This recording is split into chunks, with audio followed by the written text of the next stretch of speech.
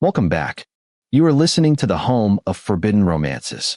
Prepare yourself, because tonight's story will leave you breathless.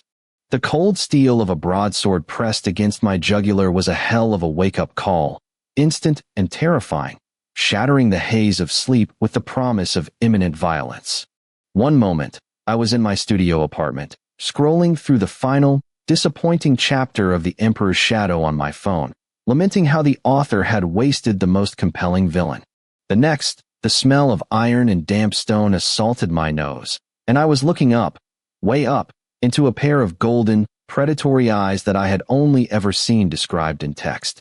Give me one reason why I shouldn't sever your head from your treacherous neck right now. Valerius, the man growled. His voice was deep, a baritone rumble that vibrated through the floorboards and straight into my chest. I knew that face. High cheekbones sharp enough to cut glass, a scar running through his left eyebrow, and hair like spun obsidian falling over a forehead creased with pure, unadulterated hatred. This was Grand Duke Cailan Drax Vane, the male lead, the hero, the man destined to unite the continent. And I looked down at my hands, pale, slender, adorned with rings of sapphire and silver. I was Valerius, the schemer, the traitor, the snake of the court who was destined to die by Cailan's hand in the prologue of the novel to establish the Duke's ruthlessness. I had transmigrated, and I had about 5 seconds to live. The sword bit into my skin. A trickle of warm blood slid down my neck. This wasn't a dream. The pain was too sharp, the fear too visceral. In the novel, Valerius spat a curse and died. If I followed the script, I was a corpse.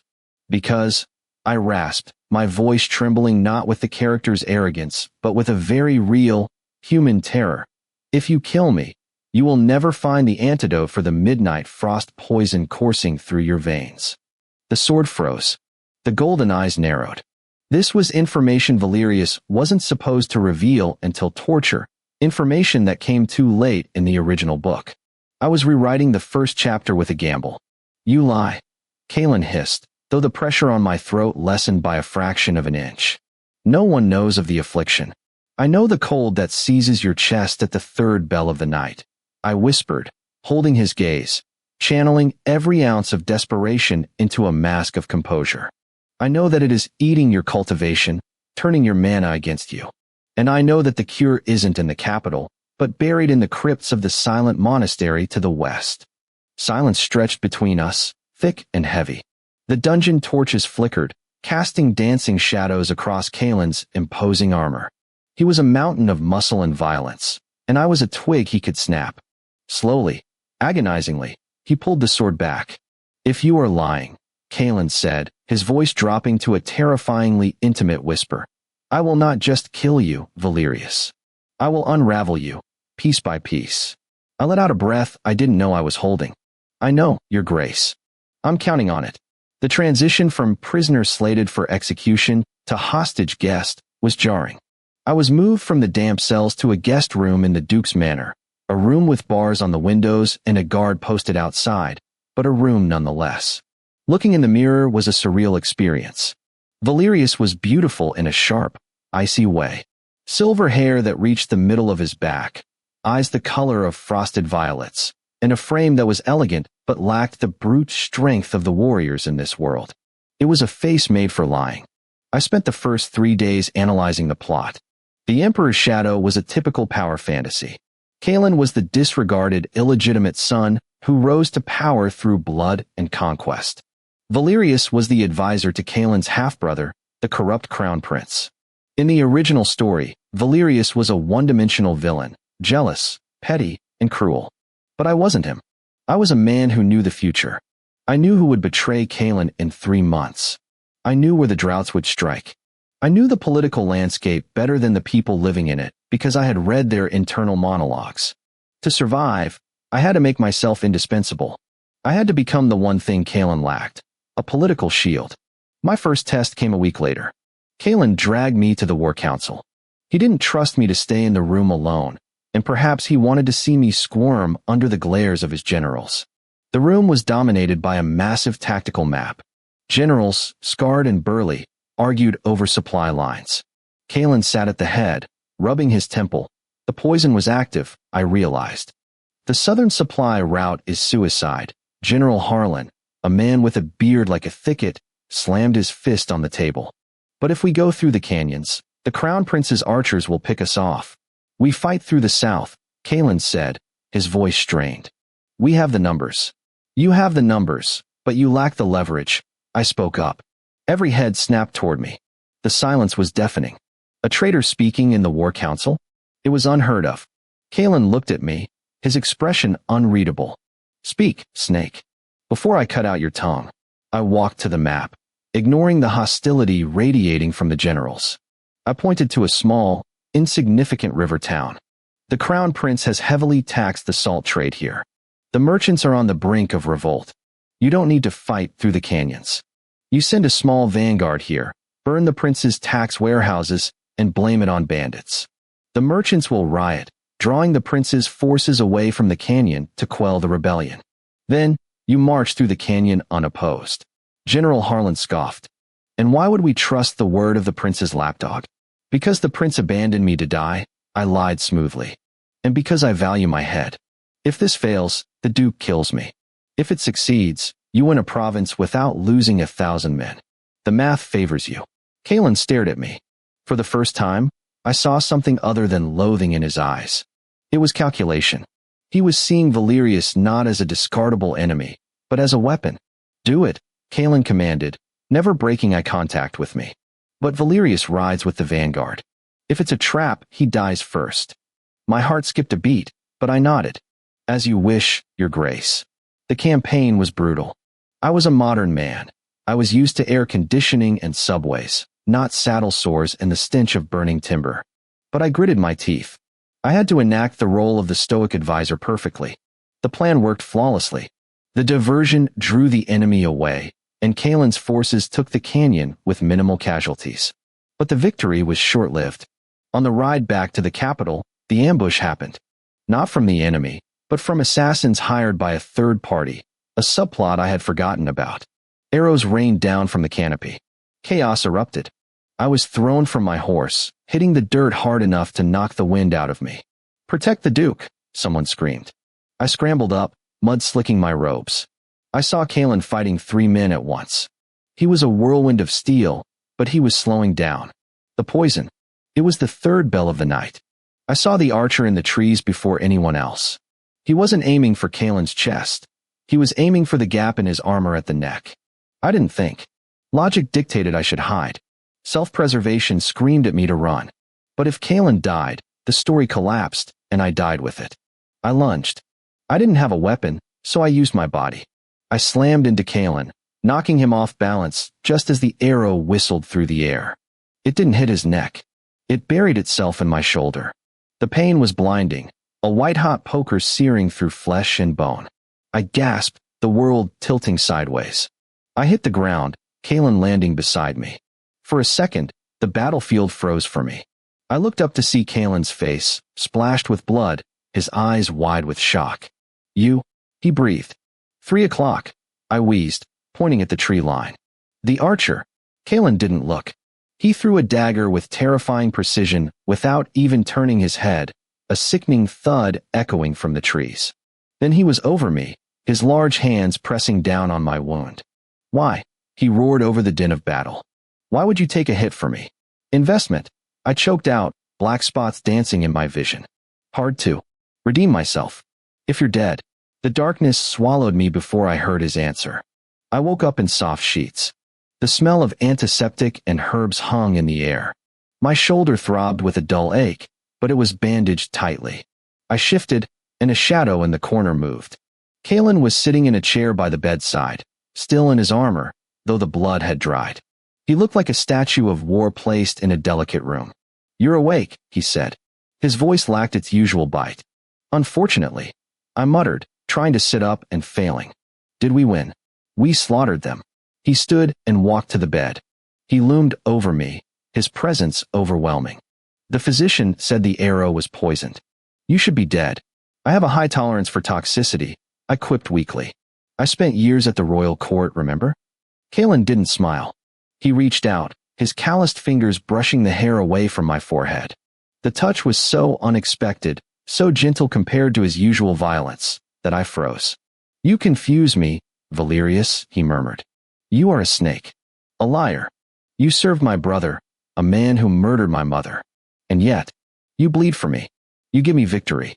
People change, Cailan, I said softly, using his name without the title for the first time. Maybe I realized I was betting on the wrong horse. Or maybe I just got tired of being the villain. And what are you now? He asked, his golden eyes searching mine, intense and probing. I don't know, I admitted. Your advisor? Your prisoner. Cailan's hand lingered on my cheek. His thumb traced the line of my jaw.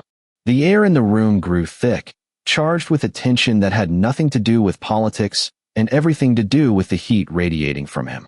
This was the slow burn I had read about, but living it was suffocating in the best way possible. You are not a prisoner, he said, his voice dropping an octave. Prisoners do not share my tent. Prisoners do not guard my back. Then what am I? He leaned down, his face inches from mine. I could smell leather, steel, and sandalwood. You are mine. Until I figure out what to do with you, you belong to me. Do you understand? It was a possessive claim, arrogant and domineering. It should have terrified me. Instead, a shiver of excitement raced down my spine. I understand, I whispered. Months passed. The dynamic shifted. I was no longer the hated guest. I was the Duke's right hand. I managed his logistics. I navigated the treacherous waters of the nobility for him, and I softened his image. And in return, he protected me. When a baron insulted my lineage at a gala, Cailan broke the man's wrist in front of the entire court. When I had nightmares about my old life, Cailan was the one who woke me, his presence chasing away the terrors. But the plot was stubborn. It tried to correct itself. The original heroine, Lady Alara, arrived in the capital. In the book, she was the one who cured Cailan's heart. She was pure, kind, and possessed light magic. She was everything I was not. I watched from the balcony as she arrived, feeling a bitter knot in my stomach. This was it. The narrative gravity would pull them together. I was just the redemption arc, the stepping stone. I prepared to distance myself. I started eating alone. I buried myself in paperwork. 3 nights after her arrival, Cailan stormed into my study. He looked furious. Why are you avoiding me? He demanded, slamming the door shut. I'm giving you space, Your Grace, I said, not looking up from a scroll. Lady Alara requires your attention. She is a suitable match. Her family controls the northern grain supplies. Politically, it is the only logical choice. The scroll was ripped from my hands. Cailan grabbed my chin, forcing me to look at him. I do not care about grain, he snarled. And I do not care about logic. I care that you haven't looked me in the eye for 3 days. I am a traitor, Cailan. I snapped, the jealousy I had suppressed bubbling over. I am a man. I am damaged goods with a history of blood. She is the heroine. She is your future. Screw the future, Cailan shouted, crashing his lips onto mine. It wasn't a gentle kiss. It was a collision. It was frustration, anger, and months of repressed desire exploding all at once. He tasted like wine and fury. His hands tangled in my hair, tilting my head back to deepen the kiss, devouring me whole. I melted. I had no defense against this. I grabbed the lapels of his tunic, pulling him closer, surrendering to the storm. When he finally pulled back, we were both panting, foreheads resting against each other. You don't get to decide my fate, Valerius, he growled, his voice rough. I write my own story. And in my story, there is no heroine. There is only you. I'm a villain, I whispered, my voice trembling. Good, Cailan smirked, a dangerous, predatory thing. Because I'm no saint. We deserve each other. But the world wasn't done with us. The Crown Prince, my former master, grew desperate. Cailan's power was growing too fast. The prince declared Cailan a traitor to the realm and mobilized the royal army. The final battle of the book was supposed to happen at the gates of Ethelgard. In the original text, Valerius opened the gates for the prince, betraying Cailan one last time before being executed. We stood on the battlements of Ethelgard. The prince's army was a sea of iron on the horizon. They expect you to turn, Cailan said, looking out at the approaching doom. He didn't look at me, but his hand found mine, interlacing our fingers. They expect the old Valerius, I said, squeezing his hand. They don't know the new one. If we lose, Kaelin said. I will ensure you escape. I have a ship waiting at the harbor. I laughed, a dry, incredulous sound. You think I'd leave you? After all the work I put into fixing your mess of a dukedom. He looked at me then, and the love in his eyes was so raw it almost hurt. If we die, we die together. We won't die, I said, feeling the weight of the plot buckling under my will. I have a plan. The battle was chaos. The prince had brought dark sorcerers, twisting the laws of nature. Fire rained from the sky, but I knew the prince's weakness. I knew he was paranoid.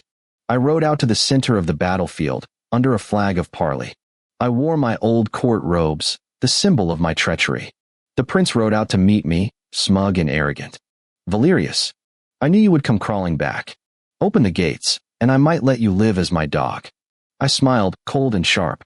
You mistake me, your highness. I didn't come to surrender. I came to distract you. The prince frowned.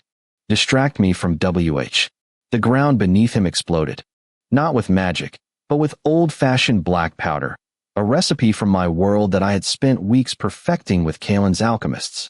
I had buried the charges the night before, knowing exactly where the prince's ego would demand he stand. The explosion threw the royal army into disarray. The prince fell, his horse panicked. Now, I screamed. Kaelin led the charge.